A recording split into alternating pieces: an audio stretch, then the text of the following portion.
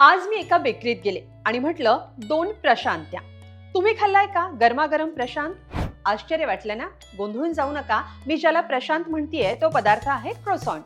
पण मी प्रशांत का म्हणाले? अहो मीच काय, सारी दुनिया क्रोसॉन्टला प्रशांत म्हणतीये. याचं कारण फारच मजेशीर आहे. क्रोसॉन्टचे नाव प्रशांत कसं झालं? हा काय नवीन ट्रेंड आहे? सगळं सांगणार आहे या व्हिडिओतून.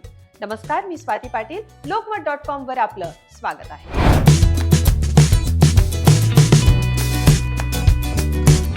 एका युजरच्या चुकीच्या उच्चारानं क्रोसॉन्टचं बारसं झालं आणि नाव झालं प्रशांत. आता जे फोटो बाजूला दिसतायत त्यावरून क्रोसॉन्ट काय आहे हे तुम्हाला कळलं असेलच. तर क्रोसॉन्ट एक फ्रेंच पफ डिश आहे. पण मग फ्रेंच डिशचं नाव भारतीय कसं झालं सांगते.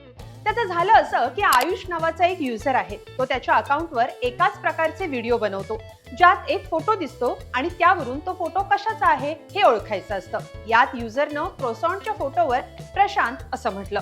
म्हणजे फोटो पाहून पदार्थ ओळखण्याचा तो गेम होता. पण आयुष नावाच्या या युजरनं चुकून क्रोसॉन्टचा फोटो पाहून प्रशांत म्हटलं.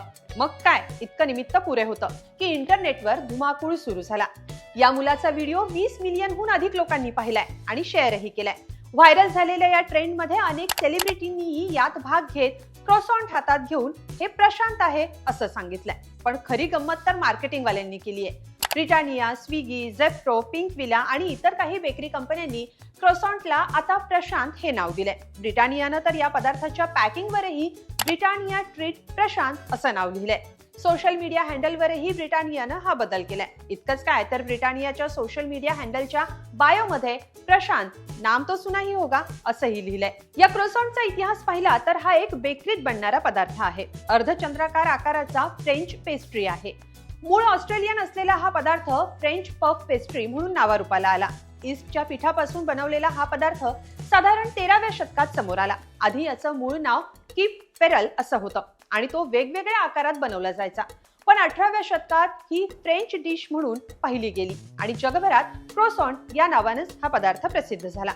बरं, या क्रोसॉन्ट पदार्थाबाबत याआधीही गमतीशीर आणि अनोख्या घटना घडलेल्या आहेत. त्यातली एक घटना म्हणजे ब्रिटानियानं काही वर्षांपूर्वी एक जाहिरात केली होती ज्यात क्रोसॉन्टचा योग्य उच्चार करणाऱ्यांना 3 लाख रुपयांचं बक्षीस आणि 1 दिवसाची इंटर्नशिप देण्याचं जाहीर केलं होतं. त्यासाठी अवघ्या 24 तासात जवळपास 25,000हून अधिक लोकांनी सहभाग घेतला होता. ही खरं तर एक स्पर्धा होती ज्यात तुम्हाला क्रोसॉन्टचा योग्य उच्चार करायचा होता. पण स्पर्धकांसाठी ही कठीण बाब होती, कारण क्रोसॉन्टचा उच्चार हा वेगवेगळ्या देशात वेगवेगळ्या पद्धतीनं केला जातो. जसं की क्वासन, क्रुसॉन, क्वासॉन आणि खूप काही प्रकारे लोक याचा उच्चार करतात. सोशल मीडियावर तुम्हाला कोणता उच्चार योग्य कसा याचे व्हिडिओही पाहायला मिळतील. पुन्हा एकदा प्रशांत की क्रोसॉन्ट या ट्रेंडकडे वळूया. मार्केटिंग मधल्या तज्ज्ञांच्या मते आता पूर्वीसारखा जाहिरातीचा पॅटर्न फायदेशीर नाहीये. या उलट सोशल मीडियाच्या माध्यमातून होणारा फायदा जास्त फायदेशीर ठरतोय. म्हणजे एखाद्या पदार्थाचं मार्केटिंग हे योजनाबद्धरित्या जाहिरात करून केलं तर त्याचा होणारा फायदा हा अपघातानं होणाऱ्या फायद्यापेक्षा कमी असतो. सध्या सोशल मीडियाचा जमाना आहे. त्यातही ह्युमर किंवा गंमत करून दाखवलेल्या गोष्टी जास्त लवकर स्वीकारल्या जातात किंवा त्यांची अधिक प्रसिद्धी होते. ज्या युजरमुळे कंपनीला हा फायदा झालाय त्या युजरला ब्रिटानियानं एक गिफ्ट हॅम्पर पाठवत आभार मानले. स्विगीनेही याचा मार्केटिंगसाठी चांगला वापर केलाय. त्यांनी एक पोस्ट लिहिली आहे ज्यात ते म्हणतात, तुम प्रशांत बोलोगे, हम क्रोसॉन्ट समझ लेंगे. स्विगीच्या या पोस्टवर अनेकांनी मजेदार कमेंट केल्यात. इतकंच काय, तर जर तुम्ही स्विगीवर प्रशांत असं शोधत असाल तर तुम्हाला क्रोसॉन्ट दिसून येईल. इंस्टाग्रामवर अनेक सेलिब्रिटींनी क्रोसॉन्ट खातानाच्या व्हिडिओवर याला काय म्हणतात अशा आशयाचा ऑडिओ घेत रील्स बनवल्यात. #croissant/प्रशांत ट्रेंडिंगवर आहे. ही सोशल मीडियाची कमाल आहे.